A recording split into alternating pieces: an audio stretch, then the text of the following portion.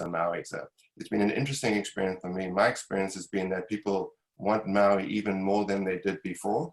And I think this experience is causing people to pause for a moment, do big thinking. And big thinking means, in my opinion, a lot of the time, where do you want to be and what does that lifestyle look like? And I think the other thing with adversity is it creates great opportunity. You'll never be closer to someone than you will be if you go through adversity with them. So in a business that we're in a relationship business, where in 60% of the cases where a client doesn't relist with the same agent, 60% of the time it's because they never had a personal or an emotional connection with that client. So this is the opportunity in adversity to be able to make those connections and build loyalty. And this is how you hold on to your listings long term, because you've been through adversity with them, you sort of shared your experiences, and I think gotten much closer. So adversity to me is opportunity to connect with your clients and create a much deeper level of relationship with them. The other thing adversity does is it creates opportunity in the markets for us. I mean, let's face it, there are opportunities out there right now, and there is a lot of uncertainty in the market. There are people out there taking advantage of that uncertainty. And again, not to be insensitive, but if you're someone sitting on a bunch of cash, right now is a great opportunity to buy real estate, especially if your dream sitting at home is to be on Maui. And interest rates are at an all-time low as well. So there's a lot of reasons to be excited about this market. And if you look at the coronavirus as neutral, which could go either way, so you can choose to be negative or positive, you can manage your thoughts around coronavirus. And this is where we have coaching. And this is what coaching teaches us. It teaches us that you're going to be automatically drawn to the negative. But if you're educated in this area, you can recognize that, and you can choose your thoughts around coronavirus, and you should be choosing a positive tack if you're a real estate broker. And I think, look, there's great opportunities to build deeper relationships with your client. There's opportunities for your clients to get better deals with the all-time low financing available. And I think ultimately we're in a business of being positive and pointing out the opportunities to people. And the fact of the matter is that everyone that I've talked to is in agreement, and I think flips from listening to all the negativity and learning about the fact that we can manage our thoughts around this. And I think I would encourage you to be positive, because I think my positive outlook, in my opinion, has caused me to get 3 new escrows in quarantine. And I think it's when I tell people about the fact that when California closed their schools down, we got this huge rush of people calling us. I still get calls every day for people asking me whether my owners of my listing will rent their house for 6 months. People are still trying to get to Maui. And I think the reaction to coronavirus has been, hey, I could be anywhere in the world for the next 6 months because school's out. I want to go to Maui. That's a great thing for us. And I think when we come out of this, we'll be stronger for that. And that's also the reason why I think the opportunity is now, because it's equally as likely that the market will respond in a positive fashion if it doesn't go on too long than it is that the market's going to tank. So I don't hear any of us talking about markets tanking in the future of Maui real estate, because there is no way. It would be impossible to predict it. And that's why I say coronavirus is neutral, and you manage your thoughts around how you want to look at that. Love it. Yeah. I'm rambling along here. Sorry, guys. It's great. No, thank you. I think that's... But people want to hear that. They want to hear the experiences. What you're doing is when you're sharing the fact that other people are buying still in Maui, and I've just gotten 3 new escrows and 2 of them over $4 million, then it's permission for them to get into the market and buy as well. No one wants to be the only fool out there doing something that no one else is doing. But if you're sharing the experiences that you're hearing at these meetings, that people are actually still out there buying, you're giving permission to your client that it's okay to be in the market right now, looking and taking advantage of these opportunities which are out there right now. That's great. And it is one of the reasons, on the flip side with you guys, it's one of the reasons I'm having you share your story, and we have other agents share their successes over the last, every time we do these calls, because same thing, you guys know that your fellow agents are having these conversations and moving people forward and still helping people that want to buy or sell. That gets you motivated, right? That gets you having those conversations. So it does spread, and it's a good thing that's spreading, right? It's that optimism, it's that opportunity. as opposed to that doom and gloom like Dean is talking about. Does anybody have any questions for him around that? What he's talking about in terms of if he has a script, what he's saying, what questions do you guys have? I know, Dean, you have a call at 9. No problem. I mean, I think the script starts with coronavirus is neutral. You know, if you can convince people that, look, we have no ability to predict what the future of this is going to be. So rather than get sucked into the idea of trying to predict or looking at it as, you know, the world's coming to an end, which doesn't help anyone, you know, you start with it's neutral. So really either alternative is just as likely as the other.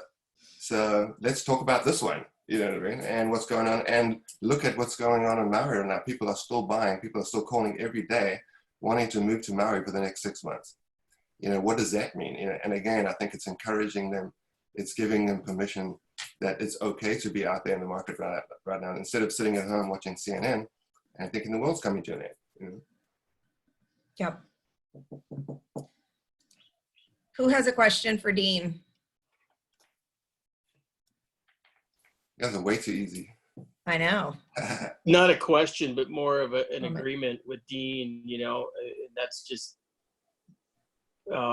it's true about the market on Maui. I mean, construction is still happening here, but it's not at a pace where we're going to cause or cure our lack of housing. I mean, we're so far behind on building that, you know, the median price is $840, right? I don't know if everybody saw that, but that was the latest news that came out. And that's because of our lack of housing. I mean, that was what, the month of February, I guess, that those stats were, maybe March. But, you know, we were right in the midst of all this. So, I mean, the market is still going up, even though we're all staying at home. So, and Keanu's right. You know, the market's driven by supply and demand, obviously. Yeah. We have very little supply, just period, regardless of whether we have a lot of inventory or not. We just have a very small supply. We look at the total island of Maui. And secondly, you know, Keanu's right. I think the supply, we have very little supply and we have a huge demand for Maui. And I think the demand is actually growing as we speak, is what I'm trying to say. So, you know, the chances, if you look at fundamentals of real estate, and we're actually maybe in a position to come out of this, if it doesn't drag out forever, come out of this in a pretty good place, which is low inventory and an even greater demand for what's the #1 island in the world already. You know, so I have big disputes right now with anyone who's going to argue doom and gloom, and I'm dealing with a couple of appraisers at the same time and calling them out for adjusting their appraisals down just to protect themselves from a changing market. But ultimately, if you know, again, I gave them, you know, coronavirus is neutral. You can't be predicting in appraisals what the future of the coronavirus is going to be. You can't do that. It's impossible. That's not their job, you know.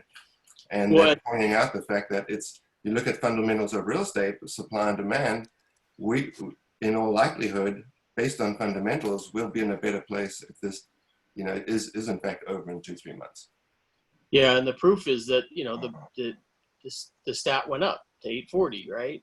I mean, and Dean, that brings up a good point for anybody that does have escrows. The appraisers are the biggest issue here right now. They're undervaluing, right? Like what Dean said, they're predicting. So definitely needs a conversation. That is a problem, and it's hit me on 2 escrows pretty bad. And I think it's a good, you know, I'd be happy to help anyone who has a situation like that, because I think it's important to go through this conversation with the client and the appraiser and say, look, you know what, you guys are predicting the market's going to change, which you have no business doing. However, you have to look at this as, you know, what is coronavirus? It's completely unpredictable. We have no idea where it's going to be. And there's a good chance that it could be even better when we come out of this. So, you know, you can't be predicting into the future. And I think you can lay out a good story to contest appraisals by, you know, having this conversation, which is that appraisers are making their own adjustments. They're using discretion, which they're not supposed to do. They're also trying to project their jobs if the market did all of a sudden change. And no one's saying, no one's predicting what's going to happen to the market. So we can't judge until we're there, you know. And there's a So- story there that I think you can use to contest appraisals if you get into that situation. So Dean Levette is asking, for your new escrows, are they mostly buyers or sellers? Do you see more activity from buyers or sellers during this time? These guys are buyers for you, right? Yeah, right now I have 2 buyers and 1 seller. Okay. And the buyers were in the market before. One just went under contract at 4,200,000 and the other 4,150,000. They both of them had been in the market and made offers on properties prior to coronavirus. And I really felt like I could get them a better deal than they got, but they were, to be quite frank with you, super motivated to get the property and were just worried about losing out. You know what I mean? Which was kind of interesting. And I think my experiences have all been like that. So, you know, it'd be hard pressed for me to see a major downturn anyway. So, you know, again, I don't know what's going to be the future, but I think right now there's still opportunity. Yeah, and I think also in the higher end, what I'm seeing, and I think that's probably part of the reason I didn't look at the details and the stats that just came out, but that the average price point went up perhaps is because that higher end is moving and people you have, and I don't know in your situation, it'd be interesting, you know, who's cash and who's financing, but I'm finding that, you know, cash folks or people who had their money invested elsewhere, say in the stock market, are moving it out and want to, and are saying, I'm going to put this in real estate, I'm going to put this in a lifestyle. Is that what you're seeing? Yes, clearly, you know, the income has been very important in the market up until now, but now it's more lifestyle. You know, Yeah. people are now buying because, you know, you can't really, there's really no income right now, so you can't really sell income.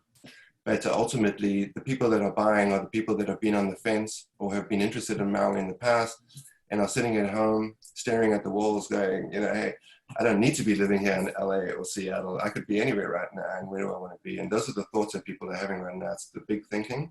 And I think that I call people and I tell them there's a lot of big thinking going on right now because everyone's sitting around staring at walls, you know, and then they will it'll open the door for them to share, you know, the idea that, hey, I've been thinking about this too, you know. Yeah.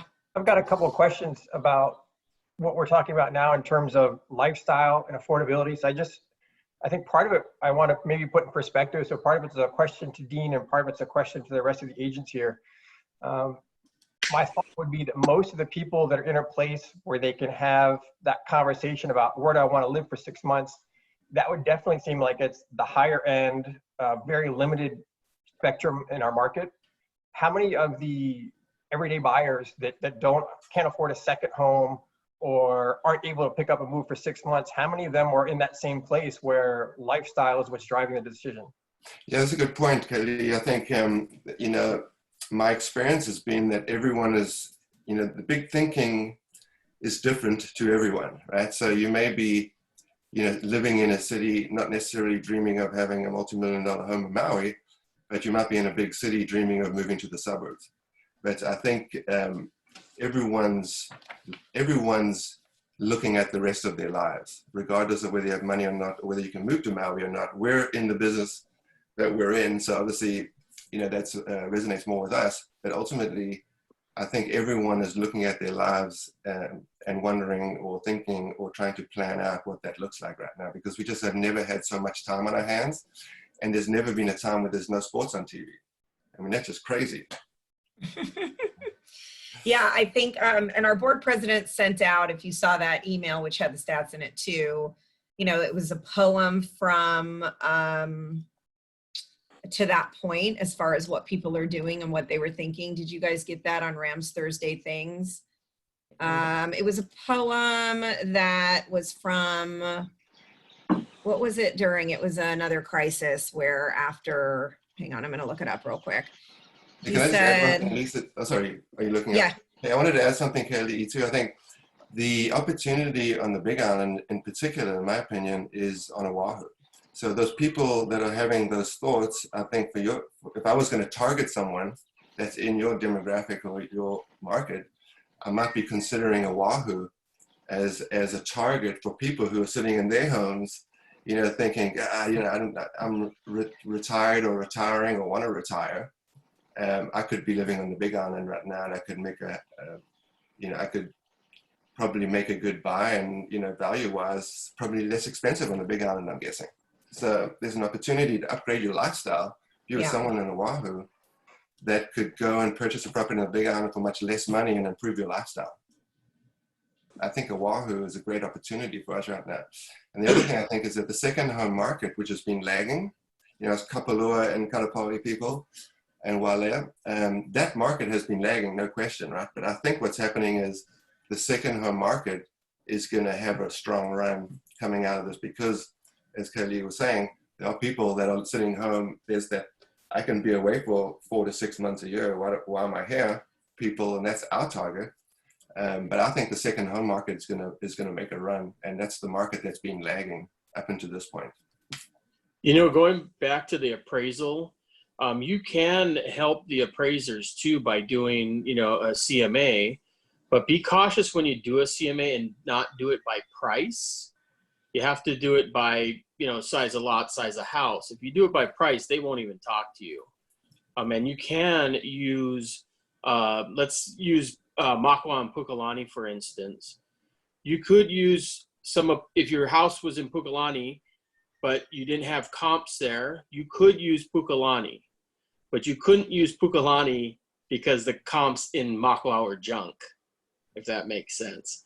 You have to use the comps in your area if they are available, but never do it, never search it by price, because the appraisers will not, they'll run away from you actually, even if you do that.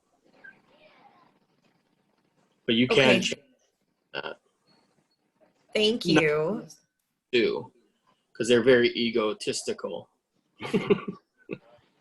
We're not going to mention, some of us are friends with appraisers. So the thing that Mike sent out, I mean, just take a look at it. It was from Ram's Thursday Things, you know, and the first section of the poem, it was 10 years after the Great Famine in Europe. And the people stayed home and read books and listened and exercised and made art and played games. And I mean, it's that on its surface may seem like people aren't doing anything or people aren't working, but really, to Dean's point, I think it's that people are thinking, people are doing things differently in their lives. And we know that if you do the same thing, you're going to get the same results and you're going to think the same way, and nothing's going to change for you. So the fact that people are forced into certain positions, and a lot of them do have more time to think and have conversations with the people that matter most to them in their lives, that is changing the way that they're doing things, that is changing the way that they're thinking and living their lives. So I think that's a profound point. Nice mask, by the way, Kaylee. A couple of questions. So thank you so much, Dean. I know you have to go and get on a call. It's just about 9 o'clock. I appreciate it. Thank you for sharing and for getting us off to a good start. I think we're all kind of excited and motivated to have those kinds of conversations. Yeah, Terry, the Great Famine, thank you. Let's see, as long as there is empirical data, okay, appraisers shouldn't speculate. Fun fact, Shakespeare wrote King Lear during the quarantine, during the plagues. Yes, a lot of amazing art and literature was born out of situations like this. So, and probably new business ideas. I mean, when you think about the market of the moment, it's not just the market of the moment in real estate. It's what does the world need? What does my community need? What are things that I can do that are innovative? I mean, maybe you had an idea of another business that you wanted to start, create, and you know, it's an opportunity to do that. So, okay, let's talk a little bit about Paul Brubaker. Was there anybody that was on that call, that's on this call from yesterday? Okay. Jared was there. What's that? Jared was there. Oh, Jared. So Jared, are you on? So Jared, what was your takeaways? Can you share a couple of takeaways from that meeting yesterday? Sure. A lot of it was not really new news in terms of did a summary of the past and what's brought us here. What was reassuring and nice to see was talking about the V and shooting out of this, you know, how we're coming down and we're going to do our stabilization on the bottom and then come charging back up. I always enjoy listening to him, how he was able to play in his local style with his knowledge, right? Mhm. He's a wonderful presenter. And I do think that there is positivity, even with our current market. Yeah. And I think that he spoke to that as well. So that was my takeaway. Awesome. Yeah, thank you. I agree. So I'm going to share just a couple of slides that I thought were really interesting. And yeah, a lot of it was what got us to today. And I was really looking for where we're at today in the future. And so he kind of finally got to that. And obviously, like Dean said, nobody can predict what's really going to happen. And he, as an economist, said the same thing, right? And this is somebody who's looking at data all the time. All we can do is look at history and we can apply what we want to apply. However, everything that we do is going to make a difference. Like, we actually have the ability to kind of control what happens here, whether it's we're being safe and we're staying home and we're flattening the curve, or whether we have a certain outlook to that as an individual, as a community, as a county, as a state, as a country, right? That's going to have an impact. So it is a moving target. It is variable. We do have some control over what happens. So this was one of the slides that he shared. And this is kind of, he said, take it for what it's worth. This is his own made up slide. However, the idea is where we're headed and what's happening in Hawaii, and the trajectory of where we're going in terms of flattening the curve. So the point that I took away from it is what we are doing is making a difference and is actually really helping. So keep doing it, right? So I got that from it in terms of being able to slow down the spread. And he did speak to, once we get to that point, which we're heading that direction, and that's good, is being careful about having that spike shoot up again, because we need to, not everybody is going to go back out there and do everything that they were doing right away. So this is, again, he says, assuming all existing mitigation, social distancing, sheltering in place continues, the path should stabilize. So that was encouraging. And then he just kind of showed another chart here. There's a couple other things I want to show. Model of the curve if social distancing continues and mitigation, right? This spike and then coming back down. He showed it in various ways. So let me get to, and he kind of compared it to Taiwan and South Korea.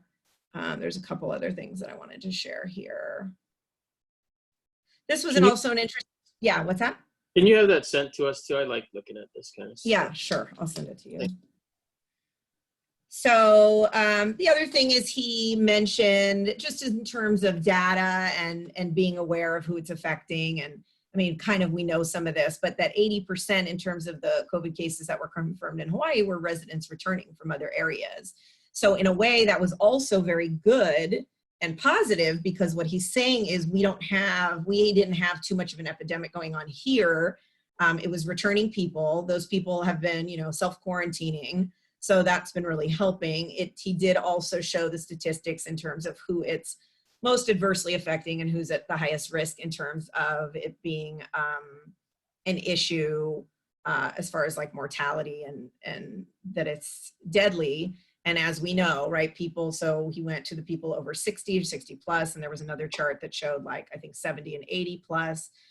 So just being really conscientious, with which I think we are as a community, in terms of keeping people safe that have other health conditions or that are older, to be able to fight if they do get it. So here's the other one that just talked about age-specific case fatality ratio. So, 80 plus. And then when you look at down here, comparatively, it's obviously a lot smaller.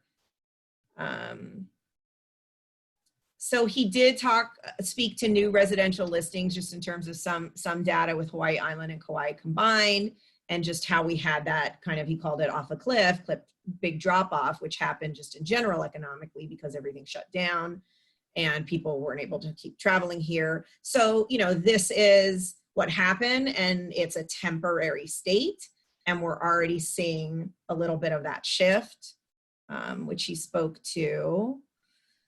He also talked about unemployment insurance and claims for unemployment insurance. Obviously, as people get more information about, get laid off or get furloughed, they're all applying for unemployment. And that office is definitely, those offices are definitely working to keep up with the claims. I know people are delayed in getting their funds. However, I am hearing now after a couple of weeks, people are starting to see that money, which will help, you know, in terms of stabilizing and making things a little bit more bearable for the islands. I'm just going to share visitor arrival estimates, right? Obviously that fell off too when we started saying, okay, nothing, you know, nobody's flying here anymore. And he did show, you know, the ticks in the past situations in terms of airline travel, right? 9/11, SARS, H1N1, and how the same pattern exists. This one is just a little bigger, a little faster, right? Or a lot bigger, a lot faster. However, look what happened after, right? We see the recovery. So again, if you look at statistics and you look at history and history repeating itself, you know, he kept saying, right, this is not permanent. We are going to come out of this. This is going to end. So, and then we look to see that shift and that change in the way that the chart typically happens and the trajectory that we're ultimately headed. Talked a little bit about the S&P and how certain things have affected that in the past and ultimately where that's headed. He talked about materials, and he talked a little bit about shortages and materials, and also just in general industry being able to keep up with some of the shifts. I mean, using toilet paper as an example, or anybody who's doing manufacturing, that they have to make adjustments too. So there's time for that to catch up, because you have people that are manufacturing something in a factory and they're used to producing what the demand is, and now that demand has changed in one way or the other, even if it's on the short term. So he just talked a little bit about businesses making adjustments to that. Let's see what else. A couple other things. I talked a little bit about, he was talking about black swans. He was talking about monthly Hawaii visitor arrivals in the 20s and 30s, obviously before people were even able to fly here, and growth. Another thing he talked about that I thought was really interesting was, and I don't know if Jared, you have a comment about this, but he also, and you know, he's very forthcoming with his opinion on this, and I think part of it is his father being a corn farmer, right? Is he also talked about the groups that are preventing, and you know, I'm not going to state an opinion, and you may have opinion one way or the other, but you have these groups that say, we don't want as many tourists here. We don't want as much growth here. We don't want as much housing being built here. We want to keep Hawaii the way it is, or go back to the way that was. And it's hurtful. And his point was, well, here you go. This is what it looks like when there's no tourism here. This is what it looks like when there's no, you know, when there's lack of industry. I mean, it's an extreme example, but is this really what we need or want economically for the state of Hawaii? So I thought that was, and he spent a little time kind of talking about that. He said it much more humorously. And then he gave some resources at the end. So educate yourself, help build a bridge until vaccination, herd immunity. So these were ones that he recommended. So if you want to take a screenshot of these in terms of research and resources. So I can send these slides to you. I know that the board recorded that. I don't know if they're going to share it with anybody else. It was sponsored by Hawaii Information Service and I think your local boards over there, but I was glad to be involved in that. And see if there was anything else. That was pretty much it. So any thoughts about that, or anybody have any questions? I don't know if I can answer them, but I just wanted to share that with you because it was the first time I've heard him speak about what's going on today, right? Usually he's very focused on the trajectory of the housing market. Yeah. And so did he talk about the housing market then? Is the trend going to continue up, or was he like, when we come back, you know, did he have any predictions? What he said, yeah, that's a great question. And he kind of said it's up to us, meaning it's up to Hawaii. It's up to how mitigation continues, and it's up to how the government responds. His hope, and he did state that it's very possible, and Jared, correct me if I'm wrong in how he said this, but that he was talking about the housing market actually being in a great, that we had a certain path moving in the housing market and it was positive. And that, we still hadn't seen, right, when we talk about cycle shifts, and he's spoken to this before, where everybody was predicting that we were looking at getting deep into a recession in general, and that had changed. The predictions of when that were going to be is anything from a year to 2 years. And so we were still seeing some, a positive tract in the housing market. We hadn't seen that cycle shift yet. And his thought was that we could really go back, that it's very possible that as this ends, we just go back right into that path, into that trajectory of where we were. And it's business as usual and nothing changes. I mean, business is unusual, right? Everybody's obviously changing the way they do business. But what he said was, it's possible that we could just go right back into that path. But it's very dependent upon what happens in the coming weeks, right? Yeah, he made a point of saying that if we can manage this crisis as a state and come across as a safe place, a safe destination, that could help tremendously, and also help with the speed of our rebound. Yeah, that's true. So he said how we present it to the public, and if we can start to put protocols in place as people are coming to the island after this is all over with tourists, and then we can say, hey, we have no other cases, and we are a safe place and a safe tourist destination to come, that people will absolutely do that. Yeah. He had mentioned years ago when we were just coming out of that 2008 crisis that our median would hit $1 million, and we're heading there. Did he talk about that at all? That his new median price? I don't know. He didn't speak to that specifically. No, it was kind of, sorry to cut you off, Lisa. No, go ahead. He was a little bit vague in terms of numbers and specifics of what we're going to look at in the market. He didn't really address that. Okay. Yeah, he was careful about it because he really wanted to stress that it does depend on what we do. I mean, he showed us a lot of the history so we can kind of form our own opinion about it. However, so his point that I took was look at the cycles and look at what happens, and this is going to end just like every other one has ended, and we're going to come out of it and everything's going to be okay.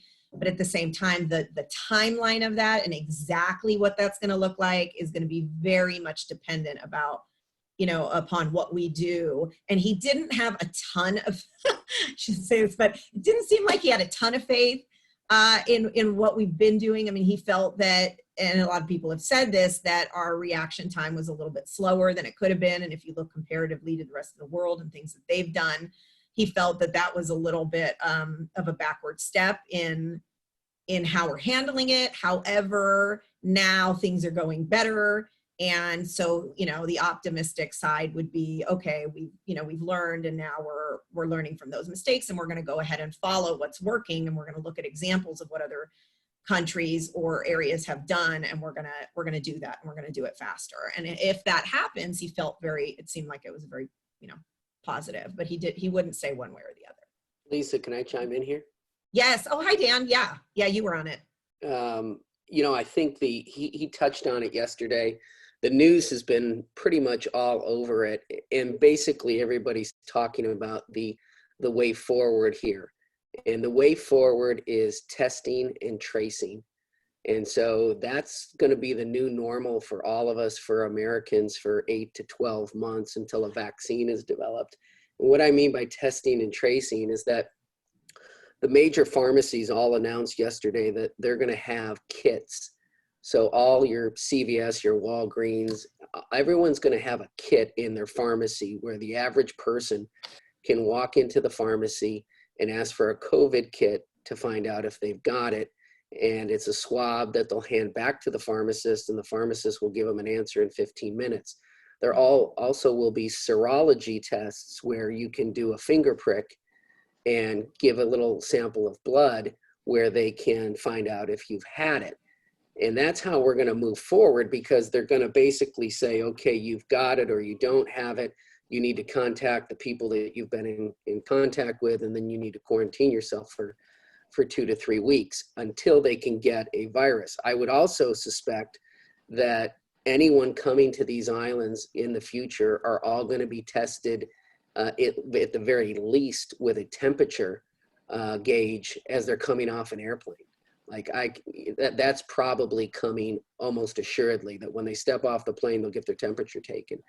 And then the other thing we've got to just be wary of, and I'm hoping that our local associations are watching and guarding for us, because there is this fight going on inside the legislature.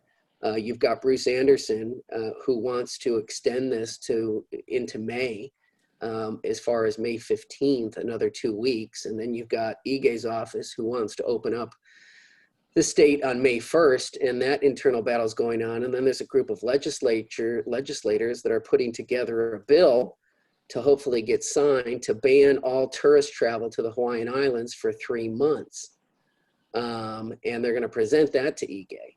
And so, whatever legal sources that represent realtors here on the island, I hope they're getting involved in things like that and talking about why we think that's a bad idea.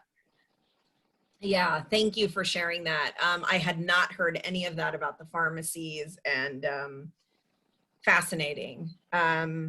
Cool. So thank you. Yeah, and how we participate makes a difference too. So if we can keep those conversations open with those that are making the decisions, I think that's a good point. So thank you, Dan, for sharing that. So a couple of things before we end. I know we're going a little bit long today. I think this is really, really important information. I wanted to make sure to share our rankings and awards that I was not able to share at the team meeting yesterday. And then I want to talk about 2 other things before we're done. So hopefully you guys can hang out a little bit. So I'm going to share, it'll just be another few minutes of the meeting. So I wanted to share, this is for our, why does this say February? Why does this say February? Hang on a second. Let me go back. I just pulled,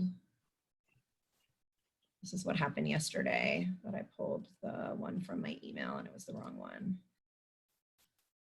Okay, so while I'm pulling that up,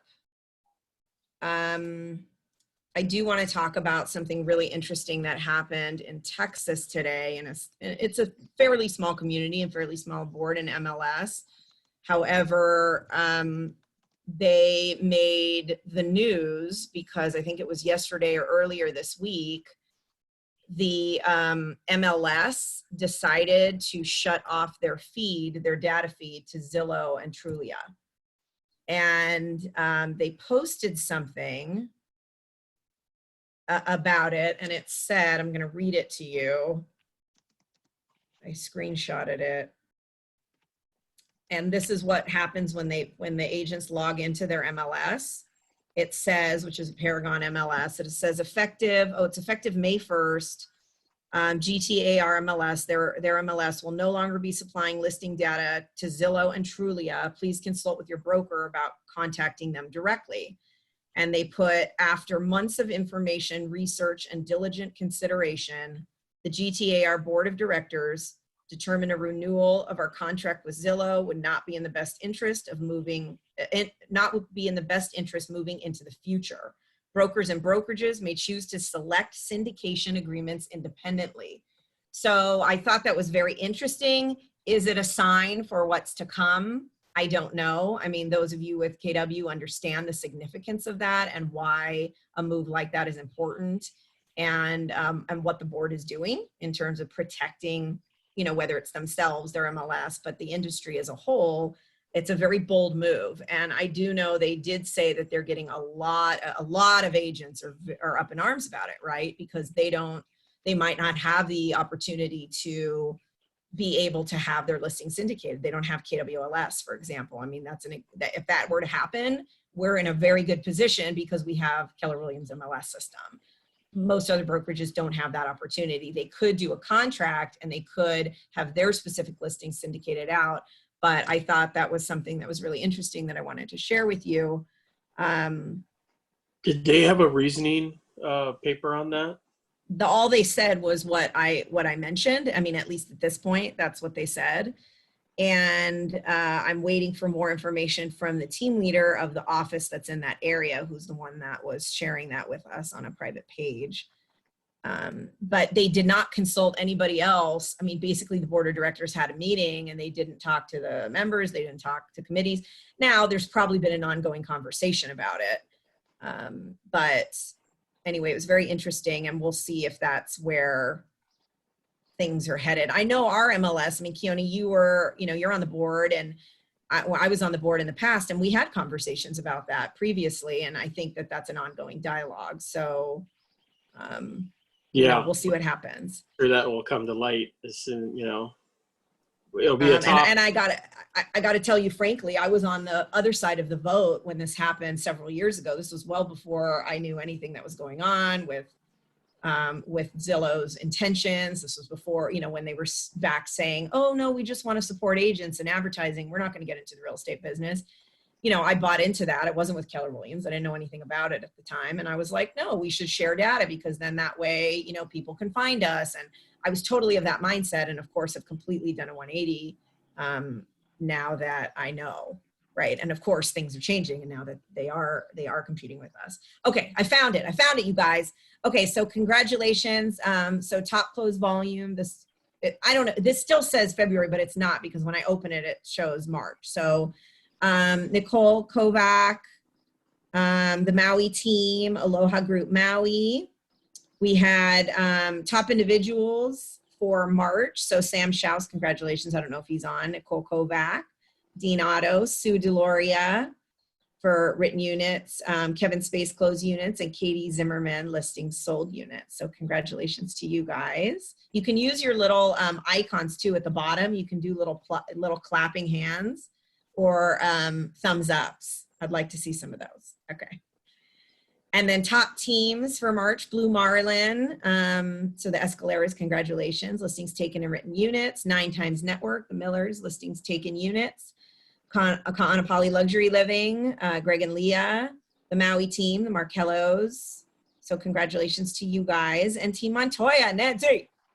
Closed units and listings sold units. And then market center rankings for March for the 808 team. So groups, that would be the 808 team. Listings taken volume, units, written volume, written units, closed units, and GCI. And then Aloha Group Maui, closed volume, listings sold units, and listings sold volume. And then I want to show, hang on, who joined us. I have a who joined us slide somewhere in here. Welcome. And then I have Errol's slide too. Oh, that says Yee, but it's Justin Yee. Right. We're going to fix that. We're going to fix that right on. So Deborah Oakley Melvin, Christina Harvey. So those were Big Island. Justin was Big Island, and then Candy O'Brien. And let me pull up Errol's as well. Hang on one second, because Errol sent me an additional slide just so I make sure that I don't miss anybody. And we also had birthdays. New agent slide, here we go. Okay, so there were a couple more people I don't want to leave out in case you guys are on the call that have joined us.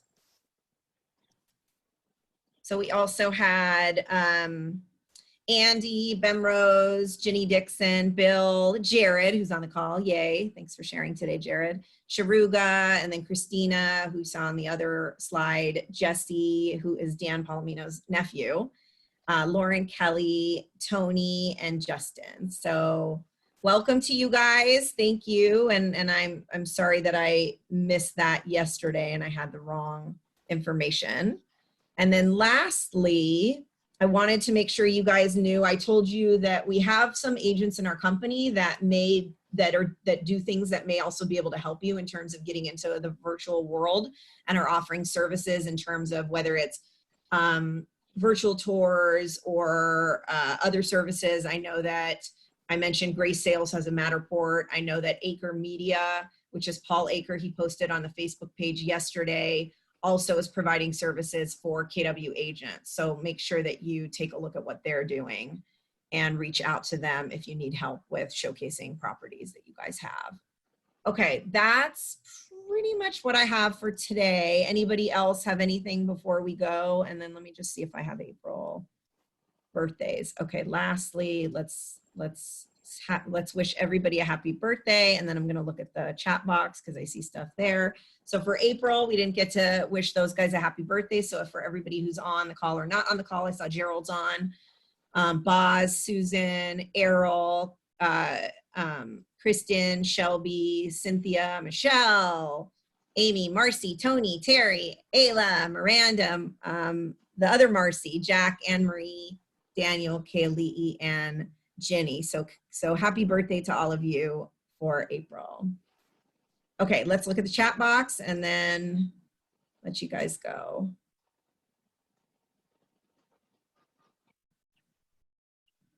So Barb says that doesn't stop independents or other brokers from syndicating the listings from their feeds to the MLS, correct? Yeah, independently, they can definitely do that. So they would just have to contract separately. And in our case, we already can syndicate. And then Marian, bravo, thank you. Yay, congratulations, all nice work on the awards. Dan says, I need a photographer that does Matterport on the Big Island. So if anybody knows somebody that does Matterport right now on the Big Island, please let Dan Palomino know or post that in the chat box. And then Christina, who's got one of the birthdays this month, says mahalo and happy Easter. Yeah, happy Easter, you guys. I forgot that our executive team is off today. It's a holiday. So I was like, hey, texting Latasha and Cheryl. And Latasha's like, I'm not on the call. So then I apologized to her. Lavette saying Jonathan Davis, Dan, connect with him. All right, you guys, tell me something good. Tell me something good. 2 things. It's Good Friday. It is Good Friday. Happy Easter. Happy Easter. That is something good. Thank you, Nance. One more. Shameless plug for those of you that have a person that you want to get licensed. I am going to do a Zoom live class starting on the 27th. I believe the registration is up now on the website, Carol Ball School of Real Estate. But it should be interesting. But basically it's the same class. It's just on Zoom. So. And you're opening that up. Anybody can pretty much attend no matter where they're located in the state, correct? Yeah. Or even not in the state, are you? It's a little difficult for not Maui because we have books and things like that right. need, but not you can impossible. Send the books. You can send the books. Yeah, thank you for that. And you texted me that they may be opening up testing June 6th. So we'll see if that changes. And we're pushing PSI to get another site. Just choose a different site, right? Because they're handicapped by the college. So we're pushing them to find another site where they can just open it up because the Oahu site is opening up, I think at the end of the month or something like that, fairly soon. And so they're reducing their testing size down to 5 people. So they're going to have, I think, 15 slots a day open up in Oahu. So. Okay, cool. Thank you. I sent a couple people your way yesterday. Awesome, you guys. Thank you so much for staying on a little longer today. I think it was a good meeting and we covered a lot of good information. So have a great weekend and I will see you guys Monday. All right, take care. Okay. Bye. Happy Easter, everyone. Happy Easter. Happy Easter. Happy Easter. Happy Easter.